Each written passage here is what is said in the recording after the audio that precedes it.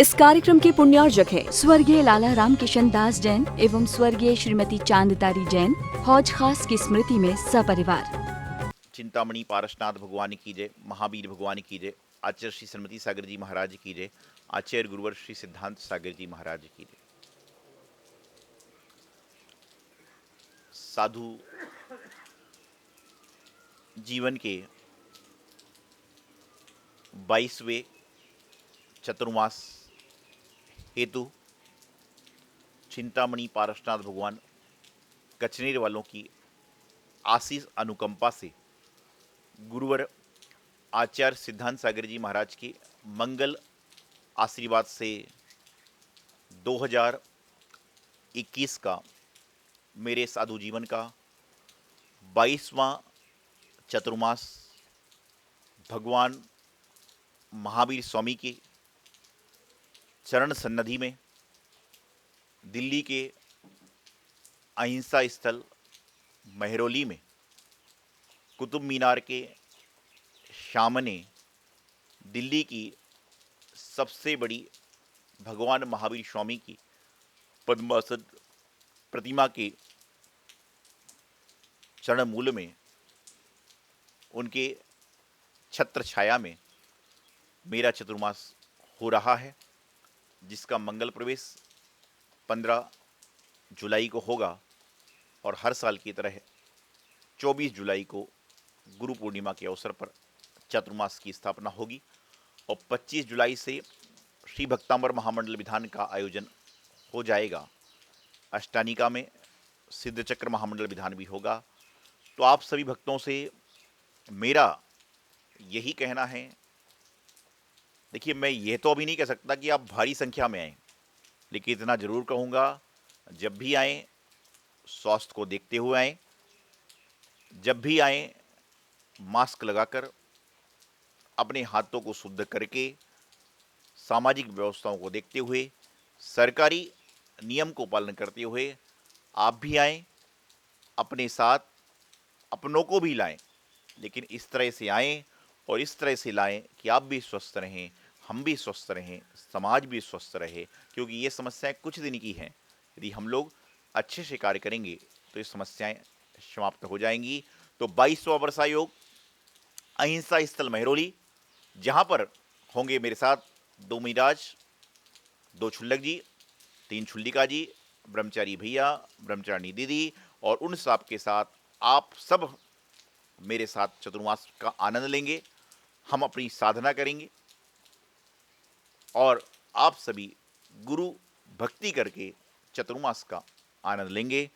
आपके आतिथ्य के लिए अहिंसा स्थल समाज पलक पखवाड़े बिछाकर तैयार है।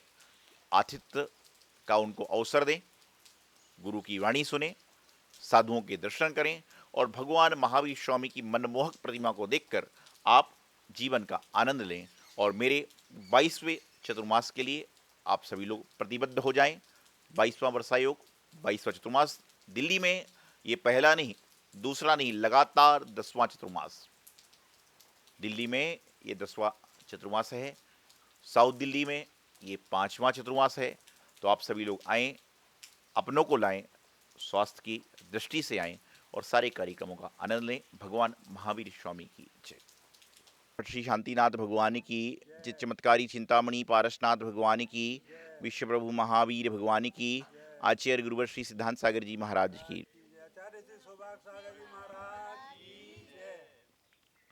महानुभाव जीवन में धर्म कर्म की अलग अलग व्यवस्था होती है। जो व्यक्ति जीवन में धर्म का महत्व समझ जाता है, उसके जीवन में कभी भी तकलीफ, दुख, दर्द नहीं आते। तकलीफ, दुख, दर्द तो संतों को भी है, तीर्थंकरों पर भी उपसर्ग हुए, लेकिन जो मानसिक शांति है वह हमेशा उसके जीवन में बनी रहती है। आज वर्तमान में तन के रोग का उपाय डॉक्टरों के पास में है, लेकिन मन के रोग का उपाय किसी भी डॉक्टर के पास, किसी भी वैद्य के पास, किसी भी हकीम के पास, किसी भी ज्योतिषी के पास नहीं है। आज वर्तमान में देखने में आ रहा है कि हर इंसान धर्म कर रहा है, लेकिन धर्म को किस तरह से करे यह उसको ज्ञान नहीं है। धर्म को किस तरह से करने का प्रयास करना चाहिए यह उसको जानकारी नहीं है। आज की स्थिति यह है कि लोग कार्य तो कर रहे हैं, लेकिन कार्य करने के बाद उस कार्य का समापन कैसे हो उसका ज्ञान नहीं है। कार्य आरंभ तो कर देते हैं, लेकिन कार्य को विसर्जन करना, कार्य को समाप्त करना नहीं आता। देखा देखी काम करने वाले बहुत हैं, लेकिन उस काम को अंजाम तक पहुंचाकर पूरा दरवाज़ा बंद करने वाले बहुत कम लोग हैं। दरवाज़ा खोलकर कमरे के अंदर जाने वाले बहुत लोग हैं, लेकिन वापस कमरे से बाहर निकलकर दरवाज़ा बंद करने वाले बहुत कम लोग हुआ करते हैं। जिन्होंने सफलता पाई है, जिन्होंने जीवन में ऊंचाइयों पर पहुंचे हैं, जिन्होंने अपने जीवन को बुलंदियों पर पहुंचाया है, उन्होंने कार्य को प्रारंभ से लेकर अंत तक अंजाम दिया है। किसी को देखकर ये सोचना कि मैं भी ऐसा बन जाऊं, सोचने में कोई पैसा नहीं लगता है, सोचने में कोई पसीना नहीं बहता है। लेकिन आप यह सोचिए कि उस व्यक्ति ने ऐसे बनने के लिए क्या क्या पापड़ बेले, क्या क्या समस्याओं का समाधान किया है। आज यदि कोई संत भी है, वह सोचे कि मैं ऐसा, मैं वैसा, ऐसा कुछ नहीं।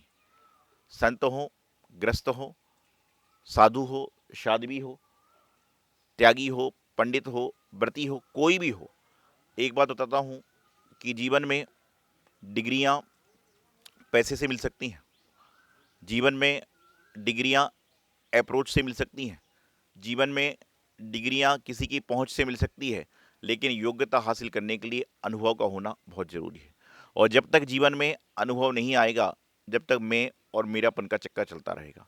जिसने आत्मचिंतन कर लिया, जिसने अपनी आत्मा को संतुलित कर लिया, उसको जीवन में कोई भी किसी तरह की व्यथा बाधा नहीं पहुंचती। आज वर्तमान में देखने में आ रहा है कि हर इंसान अपनी अपनी तरीके से, हर इंसान अपनी अपनी व्यवस्था से, हर इंसान अपने अपने हिसाब से कार्य करता है। कार्य करिए, लेकिन कार्य को अंत करने का भी सोचिए। गाड़ी में बैठते हो, गाड़ी में बैठने के साथ जब गाड़ी में बैठते हो तो सीट को इतने अच्छे से साफ करते हो, जैसे कि मान लीजिए यहाँ पर तुम्हें ज़िंदगी बसाना है, और उतरते समय ट्रेन की सीट पर ही मान लें मूंगफली का छिलका छोड़ देते हो, कागज़ का रेपर छोड़ देते हो, तरह तरह की वस्तु को छोड़ देते हो। अरे भाई, जैसे आप अपने लिए स्वच्छ चाहते हो, वैसे भी तो दूसरे के लिए छोड़िए, वैसा भी तो दूसरे के लिए छोड़ने का प्रयास कीजिए। तो यही हो रहा है कि कार्य प्रारंभ तो करते हैं, लेकिन कार्य को अंतिम अंजाम नहीं देते। यदि आप जिस तरह से अपनी गाड़ी होती है, उस गाड़ी को आप कितने सुंदर तरीके से रखते हो। यदि कोई व्यक्ति पान खाकर थूकता है तो गाड़ी के अंदर से थूकता नहीं है कि गाड़ी का कांच खराब हो जाएगा, गाड़ी की अंदर सीट खराब हो सकती है, गाड़ी के अंदर दरवाजा खराब हो सकता है। लेकिन यदि किराए की गाड़ी हो तो कांच खोलकर थूकते थूकते पूरे रास्ते पर जाता है। ऐसा क्यों? ध्यान दीजिए। पता नहीं किस वस्तु से, किस व्यक्ति से, किस समय हमारा पाला पड़ जाए, किस समय हमारी जीवन की व्यवस्था बदल जाए। हमेशा मैं एक बात कहता हूँ कि ज़िंदगी में कुछ मिले ना मिले, लेकिन ज़िंदगी में ऐसा कार्य करो कि लोग हमें अच्छा बोले। और अच्छा कौन बोले? मैं बोल रहा हूँ, आप सुन रहे हैं, आप ताली बजा रहे हैं, इससे कोई फ़ायदा नहीं है। अच्छा तो वह बोले जो आपके परिवार के हैं, अच्छा तो वह बोले जो आपके मित्र मंडली है, अच्छा तो वह बोले जो आपके साथी हैं, अच्छा तो वह बोले कि जो आपके साथ में रह रहे हैं। आपको पूरी दुनिया अच्छा बोल रही है, लेकिन आपका साथी अच्छा नहीं बोल रहा है तो अच्छे नहीं हो, आपके परिवार वाले अच्छे नहीं बोल रहे तो अच्छे नहीं हो। क्योंकि पहले मैंने हमेशा कहा है कि पहले अपने परिवार की चिंता करो, पहले अपने साथी की चिंता करो, दुनिया की चिंता तो अपने आप हो जाएगी। सबसे पहले इंसान को चिंता करना चाहिए कि मेरा अंतर्मन गलत तो नहीं है, मेरे परिवार वाले मेरे कारण दुखी तो नहीं है, मेरे संग वाले, मेरे साथी लोग, मेरे पड़ोसी, मेरे जानने वाला, मेरा पहचानने वाला मुझसे दुखी तो नहीं है। यदि यह कार्य आपने कर लिया तो समझ के चलना कि जीवन का कल्याण हो जाएगा। आदमी की भूख कितनी है? 1 रोटी, 2 रोटी, 4 रोटी। ये भूख का समाधान है। इस जिह्वा रूपी इस तन की भूख का समापन है, लेकिन जो तृष्णा रूपी भूख हो रही है कि मैं करूंगा तो ऐसा, अरे किसका है? आदिनाथ भगवान जो प्रथम तीर्थंकर हुए, जब वो आहार को निकल रहे थे, पड़गान करते समय लोग कह रहे थे हीरे ले लो, जवाहर ले लो, कन्या ले लो, राजपाट ले लो, लेकिन आहार कर लो, तो भी नहीं। जिस समय राजा श्रेयांस, राजा सोम के हाथों से उनकी विधि मिली, नवदा भक्ति पूर्वक आहार लिया, जब जाकर जीवन का कल्याण हुआ। जीवन में कितना भी कुछ कर लो, लेकिन जब तक आपका कर्म संयोग सही नहीं होगा, जब तक आपके जीवन की व्यवस्थाएं सही नहीं बनेगी, और जिस दिन आपका कर्म संयोग सही हो गया, उस दिन सारे उल्टे काम अपने आप सीधे होने लग जाएंगे, उल्टे काम सीधे होने लग जाएंगे। और जब कर्म संयोग अशुभ होगा, आपके परिणाम गलत चल रहे होंगे, तो सारे सीधे के सीधे काम भी उल्टे हो जाया करते हैं। इसलिए हमेशा कर्म को सही करिए, अपने भावों को सही करिए, अपने व्यवहार को सही करिए, अपनी भाषा को सही करिए, अपने विचारों को सही करिए, अपने कार्य को सही करिए। और जो व्यक्ति अपनी भाषा को, अपने भावों को, अपने कार्य को सही कर लेता है, उसको जीवन में कहीं पर भी कोई तकलीफ नहीं आती, उसको जीवन में कहीं पर भी कोई समस्या नहीं आती, उसको जीवन में कोई तकलीफ आने का मतलब ही नहीं होता। तकलीफ जिंदगी भर आएगी, तकलीफ मुझे भी है, तकलीफ साथियों को भी है, तकलीफ आपको भी है, तकलीफ औरों को भी है, लेकिन यह तकलीफ तो ऐसी तकलीफ है कि जो सिर्फ क्षणिक तकलीफ है। तकलीफ तो वह होती है जब हम लोग अंतरात्मा बैठते हैं, अंतर ध्यान करते हैं, हे प्रभु तुम सब में कम बन जाऊं, हे प्रभु राग देश से कैसे समापन पालूंगा, हे प्रभु मेरा तेरा समापन कैसे हो। आज वर्तमान की परिस्थिति ऐसी चल रही है कि तकलीफ कैसी है, कुछ तकलीफ तो स्वजन्य है, कुछ तकलीफ परिजन है, लेकिन कुछ तकलीफ जो है स्वयं के द्वारा उत्पन्न करी हुई तकलीफ है। आप भोजन करने बैठे हैं, आप भोजन करने बैठे हैं, आपके उस दिन इडली का त्याग है, डोसे का त्याग है, चावल का त्याग है, आपने 8 दिन का चावल का त्याग का नियम ले रखा है, आपने 2 दिन का चावल का त्याग का नियम रखा है, और आपके साथ के लोग चावल खा रहे हैं, इडली खा रहे हैं, डोसा खा रहे हैं, तो मन में आता है अरे आज ही क्यों, आज ही होटल में क्यों आया गया, आज ही घर में पकवान क्यों बनाया गया। यही तो स्वजन दुख हो गया। और ये सोचना चाहिए कम से कम, गुरुदेवाचार्य सिद्धांत सागर जी महाराज अक्सर कहते थे, त्याग वह नहीं है जो सामने नहीं उसका त्याग किया जाए, बल्कि त्याग तो वह है जो सामने आए तो भी हम लोग ना खा पाए, वह त्याग है। आज एक व्यक्ति आया, बोले महाराज जी मैं एक नियम लेना चाहता हूँ। मैंने कहा कहिए। बोले जिंदगी में मैं कभी पाकिस्तान नहीं जाऊँगा। मैंने कहा पाकिस्तान जाना कौन चाहता है। और बोले ठीक है मैं दूसरा नियम ले लेता हूँ, मैं नियम लेता हूँ कि मैं जिंदगी में कभी मोदी के साथ गाड़ी में नहीं बैठूंगा। ये कोई बात है, ये कोई नियम है? ये तो तू जिंदगी पूरी निकाल ले तो नहीं बैठ सकता है। तो जो वस्तु सामने आ रही है उसके बाद में भी तुम उसकी त्याग करने की भावना रखो, त्याग है। जो वस्तु तुम्हें मिलने वाली ही नहीं है उसको त्याग करो तो क्या होगा। अब कोई व्यक्ति आ जाए कि महाराज जी मैं जीवन में कभी भी भगवान के सम्मुखण में नहीं जाऊंगा। तो भगवान के सम्मुखण तू तो 50 जिंदगी ले ले तो नहीं जा सकता है। ऐसा नहीं है। भाव तो बनाओ, प्रतिबल बनाओ कि भगवान के सम्मुखण में हमारा पहुंचना हो, भगवान के पास जाकर मिलना हो। लेकिन मैं आपको बताना चाह रहा हूं कि जिंदगी में त्याग उस वस्तु का नहीं है जो सामने नहीं है, बल्कि त्याग तो उस वस्तु का होता है जो सामने है, लेकिन तो भी हमारे भाव में, चाहे वो भोजन हो, चाहे वस्त्र हो, चाहे पेन पेंसिल हो, चाहे वस्तु दुकान मकान हो, जो वस्तु है त्याग मतलब त्याग हुआ करता है। जिस तरह से आपने कोई गाड़ी किराए से आ रहे हो और उस गाड़ी के किराए से उतरने के बाद आपको उससे कोई मतलब नहीं है, आपने छोड़ दिया, गाड़ी का एक्सीडेंट हो जाए, गाड़ी की लाइट टूट जाए, गाड़ी का पाना पेंचिस खराब हो जाए, आपको कोई संबंध ही नहीं है। क्यों नहीं है?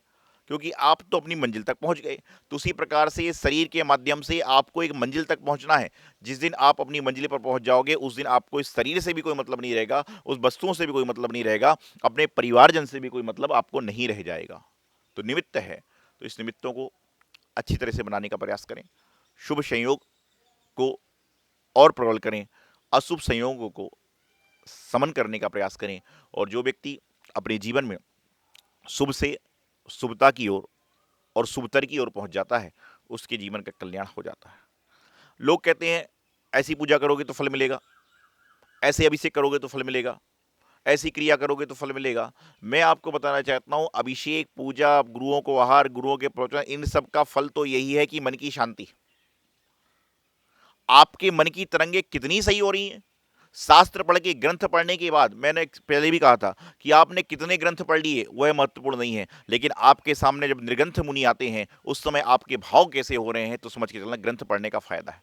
ग्रंथ पढ़ पढ़ के आपकी ग्रंथि बनती जा रही है, ग्रंथ पढ़ने के बाद में आपके भाव बदलते जा रहे हैं। ग्रंथ पढ़ा इसलिए जाता है कि ग्रंथ पढ़ने के बाद जब हमारे आसपास से निर्ग्रंथ निकलें तो हम उनकी सेवा शुश्रूषा कर सकें, तो ग्रंथ पढ़ने का फायदा है। नहीं तो ग्रंथ पढ़ रहे हो और पढ़ पढ़ के कसाएं और बढ़ रही हैं तो फायदा क्या है।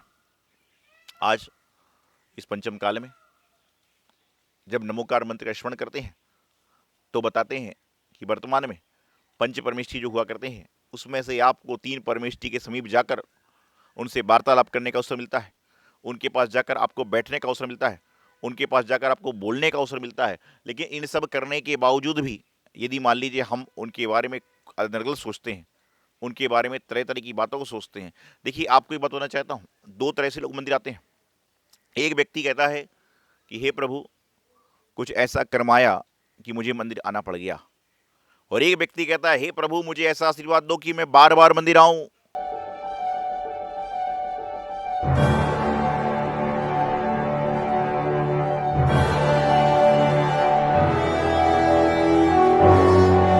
चिंतामणि पार्श्वनाथ भगवान की जय। आचार्य श्री सिद्धांत सागर जी महाराज की जय। आचार्य श्री सौभाग्य सागर जी महाराज की जय।